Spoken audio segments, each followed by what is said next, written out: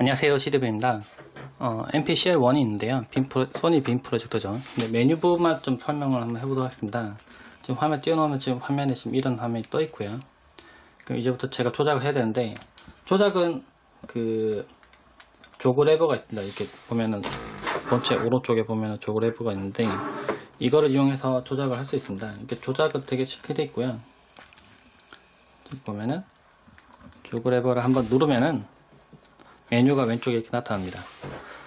네, 보면 제일 많이 사용되는 부분이 인풋 체인지 이 부분인데 두 가지 모드가 있습니다. HDMI와 MHL을 지원하는 부분과 스크린 미러링, 이건 무선으로 연결하는 부분인데요. 무선 연결하는 것과 HDMI 둘 다 지원합니다.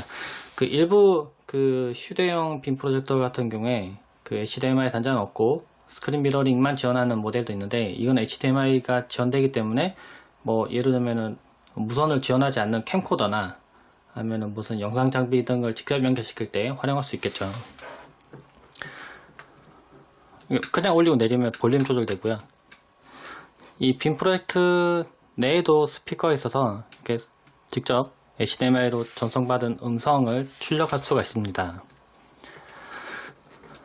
그래서 만약에 스크린 미러링을 변경시키면은 화면이 이렇게 빙글빙글 돌아가다가 네, 이 식으로 무선 접속 환경에 화면이 뜨고요. 그 다음에 스크린 미러링에서 나타난 이름이 뜹니다. 이 이름은 변경시킬 수 있고요. 예를 들어서 집에서 여러 개의 빔 프로젝터 사용한다 치면은 이게 무선 접속할 때 이름이 여러 개 뜨기 때문에 헷갈릴 겁니다. 그때 이름으로 구분할 수 있도록 변경이 가능합니다. 그 다음에 다른 메뉴도 좀 보면 네, 키스톤인데 네, 여기 보면은 여기 프리셋으로 정해놓은 부분이 있고요. 보면 VH 이렇게 해서 뭐 수평이나 수평, 수직 이게 이 부분 맞추는 부분이 있는데요. 이거 변경하면은 예를 들면은 제가 밑에서 위로 이렇게 하고 있다고 치면, 예를 들면은 네, 제가 밑에서 위로 이렇게 보고 있다 보면 밑에가 좁아지고 위는 넓어지죠. 밑에서 위를 보기 때문에 이렇게 위에서 밑으로 이렇게 본다고 치면은 또 반대 위가 조금 밑이 넓을 겁니다. 근데 물론 이거를 자동으로 하는 방법도 있을 겁니다. 그 빔 프로젝터에 렌즈를 하나 달고요. 그게 이 투영된 화면을 확인하고 바로 각도 조절하는 부분이 있는데요. 예, 그런 빔 프로젝터도 있긴 합니다. 근데 좀 많이 고가고요. 근데 이거는 직접 이 부분 수정할 수 있었습니다. 이렇게 해서 제가 선택하고, 자, 이걸 변경하면은 보시면 밑이 좁아지고 위가 넓어지죠. 네, 반대로 돌리면은 밑이 넓어지고 위가 좁아집니다. 이런 식으로 해서 제가 보고 싶은 화면이 정확하게 이렇게 그 직사각형 모양으로 뜨는지를 확인해서 맞추는 겁니다. 수동으로 맞추는 거죠, 어떻게 보면. 초점은 맞추는 부분 없었고요. 초점은 자기 알아서 맞추게 돼 있었고, 이 부분 해서 맞출 수 있습니다. 이렇게 보면 H도 변경할 수 있어서, 제가 만약 왼쪽에서 이렇게 이쪽 비춘다 보시면 오른쪽이 짧고 왼쪽이 길죠.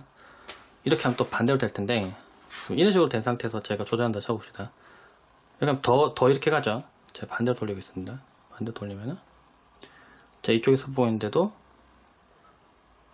네, 지금 왼쪽이 좀 짧아지고 오른쪽 길어져서 대충 길이가 맞아집니다. 이렇게 되기 때문에 제가 방향을 어느 쪽에서 비추고 있더라도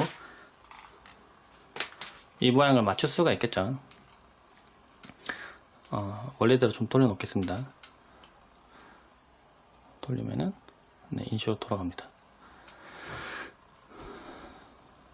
그리고 리턴 돌아가서, 이번에는 플립해서 왼쪽 오른쪽 바꾸는 부분이 있는데, 이거를 켜면은 이거를 언제 사용하나 싶었는데, 지금 보면 글자가 왼쪽 오른쪽이 뒤집혔습니다. 예, 그래서 제가 만약에 이렇게 돌리면은 이것도 아닌 것 같네요. 그렇죠?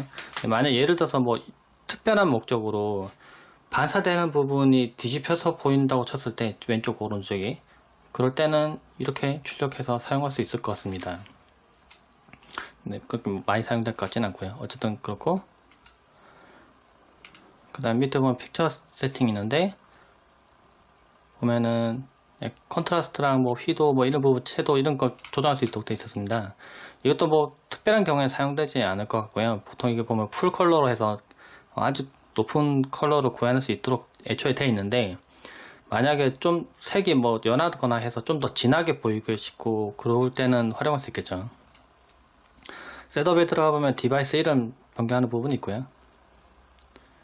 네, 이런 변경 어떻게 되는지 한번 좀 들어가 보자. 저도 잘 모르기 때문에. 들어가면은 이렇게 전화 보고 있는데, 네, 이런 식으로 해서 이렇게 왔다 갔다 해서 글자를 타이핑하는 걸로 되어 있네요. 네, 조금 번거롭 같긴 한데, 일단은 닫고 나오겠습니다. 그리고 네, 그 셋업에 다시 들어가보면 뭐 절전되는 시간, 그리고 또 끌 수도 있고요. 그리고 옵티컬 이렇게 이거 조정하는 부분인데요. 이렇게 보면 화면 보이죠? 컬러나 뭐 그 만약 좌우 대칭 그런 게 안 맞거나 그럴 때 수정으로 조정하는 부분인데, 실제로 뭐 그렇게 많이 사용될 것 같지는 않습니다. 네, 보통은 잘 맞기 때문에. 근데 만약 잘 안 맞다고 치면 저거 부분을 바꿀 수 있겠죠. 그리고 보면 이런 것도 있네요. 이것도 이제 그 선 같은 거 안 맞을 때 맞추는 부분을 보입니다. 네.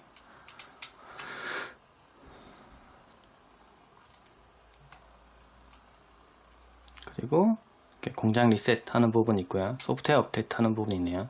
업데이트 하면은 업데이트 내용을 넣어서 업데이트 하는 걸로 보입니다. 스마트폰과 연결해서 아마 하는 걸로 보이네요. 그리고 정보에 들어가 보면은 뭐 헬프 메뉴도 있고, 근데 이게 한글은 안 되네요. 이게 그 샘플이라서 그 부분은 확인 안 되는데, 네, 한글도 있을지 모르겠습니다. 보면은 이렇게 뭐 문서들이 이렇게 정보들이 있습니다. 네, 지금 메뉴는 다 살펴봤고요.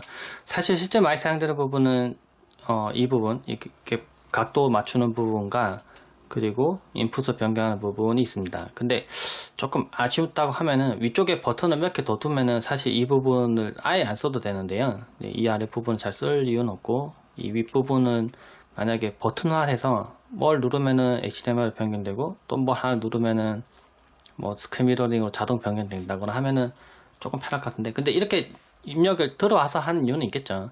왜냐면은 그 화면을 직접 보면서 확인을 하라고 하기 위해서 이런 식으로 되어 있는 것 같습니다. 네, 간단하게 NPCL1 네, 여기 그 메뉴 부분에 대해서 살펴봤습니다. 네, 이상입니다.